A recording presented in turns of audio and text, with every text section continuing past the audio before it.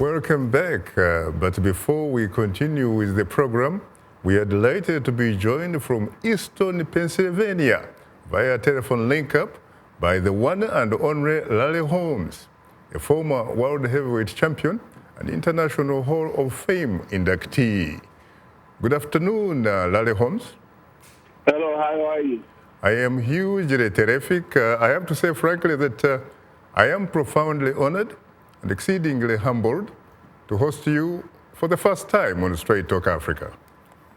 Well, thank you very much. I'm glad to be on the show. This will be my first time, or maybe the second or third time that I've been on any show from Africa. This is really nice.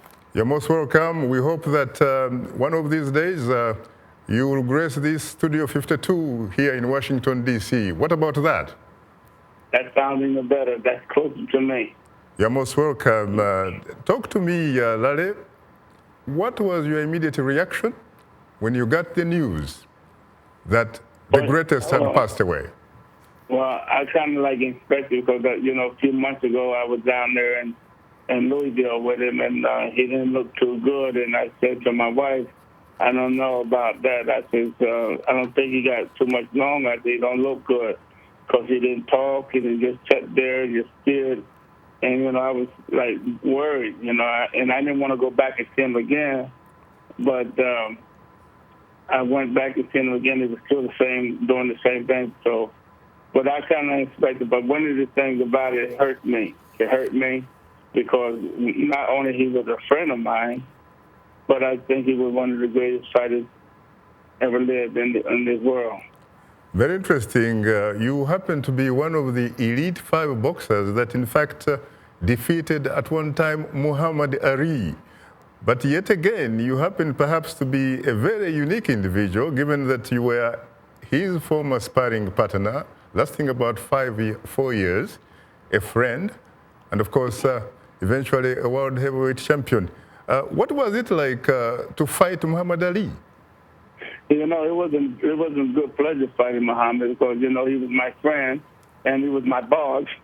And then I had to fight him, but then it was the money thing, If I beat him, I'd be the old man. If I lost, I never had anything. So, my thing was not to take it hard on him because, I knew how he would fight.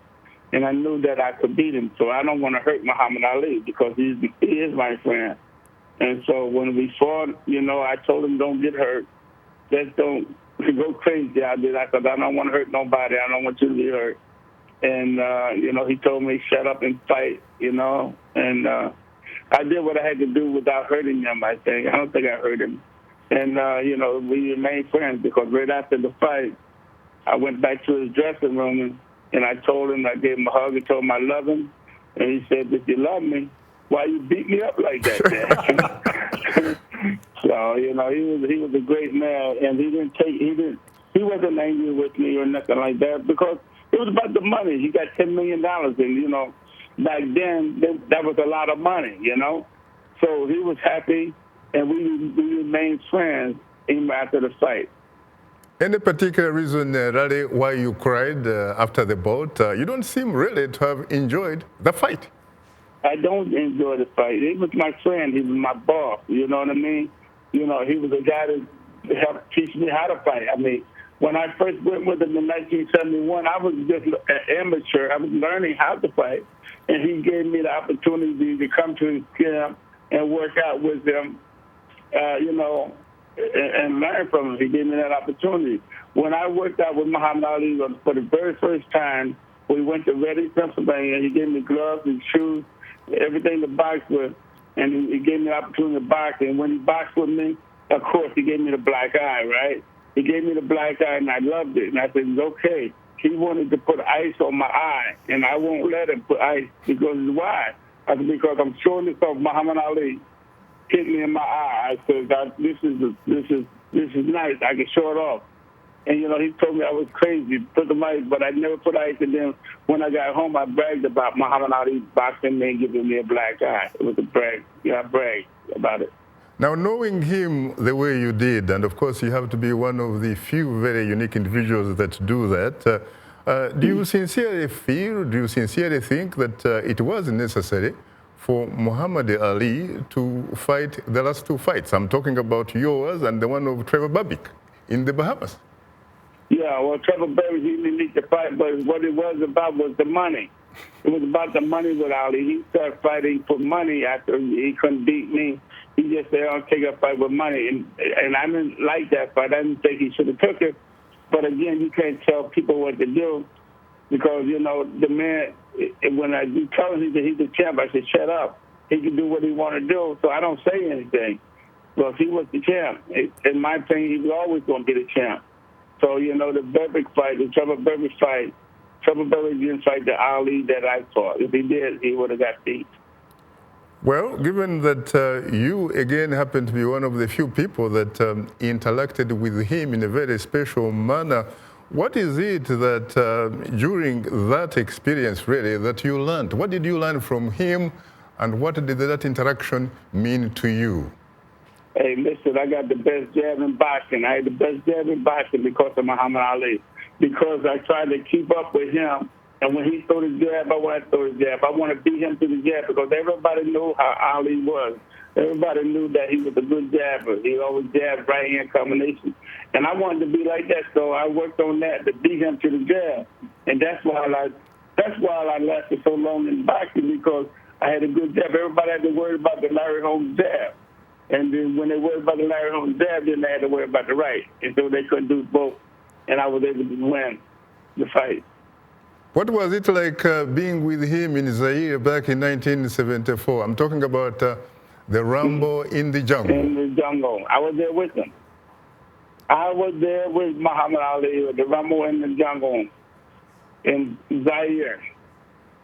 And he trained good. I mean, you know, people love him. Ali Boumaier. Ali Boumaier. Ali kill him. Ali kill him. Yeah. And, you know, there's a lot of people that didn't speak good English, but they know how to say Ali Boumaier. We didn't know how to speak African, so we said Ali Boumaier. You know, we said the same thing, Ali Boumaier, Ali Boumaier. And it was neat. And people, everywhere you go, people love you. You know, they run after. They take little kids running behind the car, Ali, Ali, Ali. I mean, you know, it was mind-boggling. And you know what Ali said? He said, boy, he said, you're home. This is home, man. This is what our people look like. That's what we look like. And, you know, he was very proud to be in Zaire. And I was just as proud as he was, because I was with the greatest fighter of all time. Any particular reason why the people preferred Ali to the champion himself, George Foreman? George Foreman, is an okay boxer, but you know, but George Foreman they didn't like George Foreman. I mean, you know, because Ali, they loved Ali, they didn't like George Foreman, because George Foreman wasn't no Muhammad Ali, and people everywhere Ali go, people go with him. But George, they didn't do that with George. Go ahead. Go ahead, please. Go ahead. I was going to say that's okay, because I didn't like George either. I see. Well, I gather that he couldn't autograph your boxing gloves. Is that correct? Yeah. Very interesting. Have you been to Africa, Lale, since 1974? And if not, when do you plan to do so? I did not go to Zaire, but I've been to different parts of Africa already. Yeah, I've been to different parts of Africa, but I've never been back to Zaire. But I would like to go back to Zaire. And I met some Africans here, and they always tell me that they're going to send for me, and they're going to make arrangements for me to come there, but they never do. And they just told me they're going to do it. Matter of fact, last week I got a call and saying that, Larry, we want you to come to Africa. But that's the last thing I heard. Nobody bring me over. So, final question, Lale. What is it like to be a world heavyweight champion of the world? And you were for many years. Well, it was an honor to be the heavyweight champion of the world. It's an honor to represent black fighters that could be able to do something. It was great to honor white fighters if they work hard enough, they can be something. You know, it means something when anybody that work hard as I work can be anything that they want to be. You know, whether you're black, whether white or orange or green color, I don't care. If you work at something, you can always be that. Ali was living proof that if you work at it, you can be it. And he was one example. He moralized boxing, and he would go down as one of the greatest fighters of all time. And I'm just glad to say that I was one of the guys who helped him become one of the great fighters of all time. Larry, do I take it as a commitment that you will indeed come here in Washington, Studio 52 on Straight Talk Africa one of these days?